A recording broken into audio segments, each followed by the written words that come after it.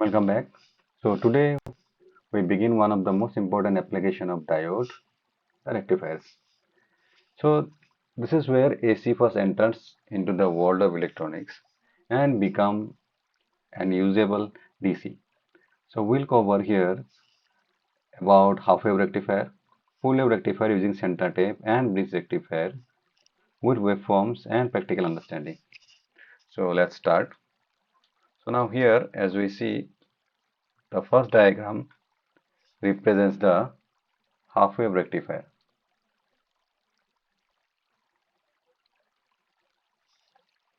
Now, a half-wave rectifier is the simplest way to convert AC to DC and also the most inefficient because only one diode, one resistance and one AC source, and the efficiency is obviously less than half. So why it is less than half? Because at the output we are getting only half of the cycle. So as you can see here, the output is shown. So this is the positive cycle of the AC signal. So for the positive cycle, we are getting it at the output, but the negative cycle is absent here, and again positive cycle is there, right? So now let's see how this works. So as we know, this is a transformer, and the transformer provides AC input, right? And this AC input will be the power line, which is 230 volts, 50 hertz. Now at the output terminal of the transformer, this will get reduced because it will be stepped down. So let us consider the output voltage is 10 volt and 50 hertz is the frequency. So now output is converted into 10 volt and the frequency is 50 hertz. Okay. So now as we have this as the output or the input to the circuit of the half wave rectifier. So initially we are having a positive cycle. So positive cycle means this terminal is positive, this terminal is negative. Okay. So if we consider this as our input and then if we check it in the circuit, then the diode is forward bias because P is connected to the positive terminal and is connected to the negative terminal via the load. So the diode is forward bias. So when the diode is forward bias, it will act as a short circuit, and then whatever we are having here will be moving to the load. So that means for the positive cycle, we will get the whole positive cycle. Right? So it is as simple as that. Now let us consider the negative cycle. So for negative cycle, I am marking it by black color. So this is negative and this terminal is positive. So now in this case the diode becomes reverse bias. So since it is reverse bias, this will be open circuited. So since it is open circuited, then the movement of any current is eliminated. That means the load will not receive anything. So finally the output of the load will be 0. So that is why that is given by this line. So initially whatever we are putting in, that we are receiving here, and during the negative cycle the output is 0. Again when the positive cycle continues, so we will get it again across the output, right? Now this is the half wave rectifier or the operation of a half wave rectifier. So I hope you have understood how it works.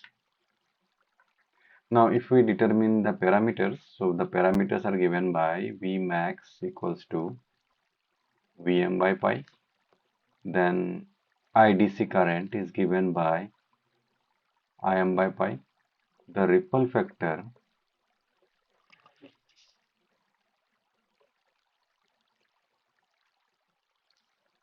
is given as 1.21, which is very high, and the efficiency is 40.6%, which is very much lower. it is lower than 50%. So why we are losing 50%? Because as we are not having this negative cycle. So that is why we are losing already 50%. Then along with that we are losing more. So as you can see here, we are losing around 9.4% more. So why, or at which point it is getting uh, eliminated? So as we know, the diode has a threshold voltage VTH of 0.7 in case of silicon and zero point 0.3 in case of germanium, right? Now whenever we are providing a positive input, then as you can see here, the positive input is increasing from 0, then moving up to 12 volt or 10 volt. In our case it is 10 volt, right? So it is moving from 0 to 10. So as it is moving from 0 to 10, that diode will not work until unless it is crossing 0.7. That means we will be having a loss of 0.7 during this positive cycle. That means the output will be slightly smaller than the input. Okay, and obviously this signal is not present. So that is why we are getting more consumption of efficiency, or what we can say is the efficiency of the circuit is less by 9.4% due to this drop. Okay, so that is how half wave rectifiers are made. So the half wave rectifiers are simple, cheap, but inefficient, as the efficiency is less than 50%. So now let us move for center tape full wave rectifier. So this is a full wave rectifier,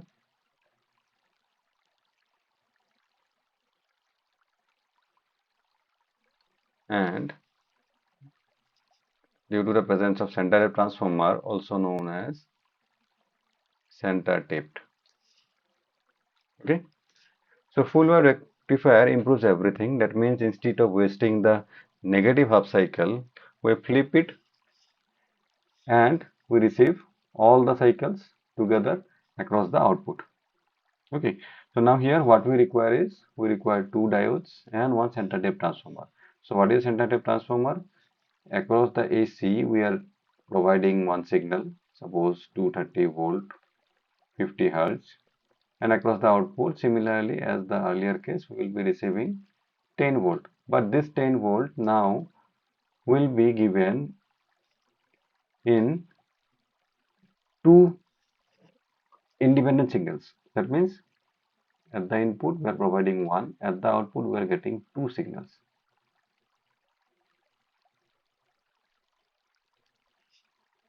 Okay, so this is called as the center tape transformer, and as obviously it is providing two, so definitely the cost of a center tape transformer will be higher than the normal transformer. Okay, so now let us start. So now here in this circuit, first let me remove this so that we can understand it properly. Now what we do here is we put a ground here so that our load is not floating. So now during positive cycle, this is plus, this is minus, as we are having two cycles, right? And this is plus, this is minus. So in this case, diode D1 is forward bias. So whatever is available here in this terminal will be moving to the load. That means we'll get this signal. And at the same time, this is negative terminal. So this diode is, or the diode D2 is reverse biased. So since it is reverse biased, so there is no current flowing in this path, right? So from the positive cycle in the upper terminal input, we are getting the fast waveform, and from the lower terminal there is no output. Now coming to the next cycle, that means in the negative cycle, this cycle, What will happen here is this is minus, this terminal will be positive, and again minus and plus. Now in this case D1 is obviously reverse biased, but D2 is forward biased, and that D2 output will be receiving or the output that is coming through D2 will be going to the load, and that will behave as a positive cycle. That means we are getting this output. Then again in the next cycle D1 will work and we'll get the positive cycle again. So this is how center tap full wave rectifier functions. Okay, so I hope you have understood this. So in this case we have IDC value as 2 times of Im by pi. Ripple factor is given as 0.48, and efficiency, which is important, is upgraded to 81.2%. Okay, so now definitely this is better than half wave rectifier, but the only disadvantage of this rectifier is at a cycle. Okay, that means during the positive cycle or during the negative cycle we are only utilizing half of the signals, right? So we are utilizing only half of the signal. That means whenever we are getting a signal that is coming across these two terminals, right? But as per the polarity, during one cycle only one signal is getting used and the other signal is remaining vacant or not getting used. So that means we are already having some loss, right? Plus the loss across the diode will also be there. So the efficiency is increased, but it is not 100% or near to 100%. So this is how full wave rectifier works. So now let us move for the last one, that is full wave bridge rectifier.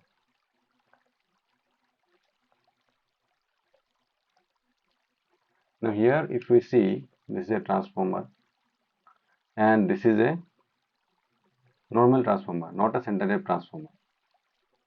And what other connections we are having here is now we have 4 diodes D1, D2, D3, D4, and they are aligned. So from A to B it is L, and from D to C they are aligned in same direction, and then from B to C and A to D they are aligned in the same direction. Okay, now let's see how it will work. So in order to understand the function, so let us consider two such circuits so that the understanding will be proper. Okay, so first let us consider the positive cycle. That means during positive cycle this is plus, this is minus. So this positive terminal from here it will come across here, and then it has two paths. Now as you can see, this is very much obvious that this is in the reverse bias, this is in the forward bias, so it will move in this direction. Okay, then coming to B, it has D2 and this direction. Now where it will go? As you can see, this is N terminal and this is positive signal. So this is a case of reverse bias. That means this diode is also not working. So whatever signal we are receiving from here will be going through D1 and then moving to the load, and finally it will reach here across D. Then from D it also has two paths, and as we can see D3 is forward biased and the D4 is reverse bias. Why reverse bias? Because this terminal is also positive, this terminal is also positive. So finally we cannot say this is forward bias. So the current will move in this direction and then going back to the transformer. So the circuit is complete. So that means we have, this is not working, and okay.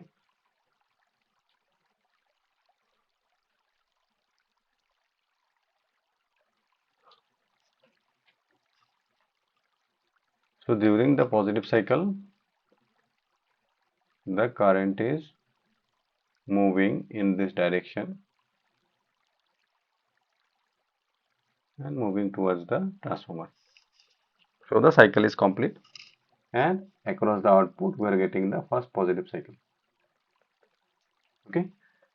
Now next let us see what will happen in the negative cycle.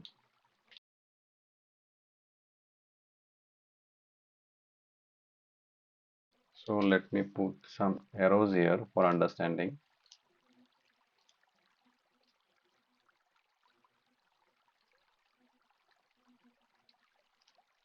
Okay. So now moving to the next circuit. So now let's see during the negative cycle what will happen. So during the negative cycle this minus, this is plus. So current will move in this direction. Then this is reverse biased. So this will be open. Then it is moving in this direction. That means D2 is working. Then it is moving across the load and then going back to D, point D. And from point D, it is moving to through D4 and going back to the negative terminal. So the circuit is working. So these two are eliminated during the negative cycle. So this is called as the bridge rectifier, where for an AC signal we are getting a unidirectional AC. So I hope you have understood these points. So now what is the advantage of this bridge rectifier? So no center tap transformer requirement, the efficiency gets higher, lower is the ripple, and it is industry standard. So this is why almost every charger, every adapter, every SNPS use begins with a bridge rectifier. So since we are having an advantage over the center transformer, but obviously it is also having a limitation. So what is the limitation? The limitation is that it contains 4 diodes. So since it is contain 4 diodes, the drop will be more, right? So drop means the drop of 0.7. So if we are having a center tap transformer, then we have 2 diodes, so there will be a loss of 0.7 and 0.7. But if we are using 4 diodes, then it will be a 2 diodes at every cycle, right? So there will be a loss of 0.7 plus 0.7 is 1.4 volts. So that is the complete picture. So half wave contains only one hump. Full wave center tape has both the humps but expensive transformer, and bridge rectifier is a practical choice, right? So I hope you have understood the rectification or the application of diode as a rectifier. So in our next class we will be continuing with the filters. So how filters are used, or what is the application of filters. Okay. So if you have any doubt, you can ask in the comments. We will be happy to answer all your queries. So thank you for joining. Please do subscribe, like and share so that it reaches to most of the students. Thank you. Thank you for joining.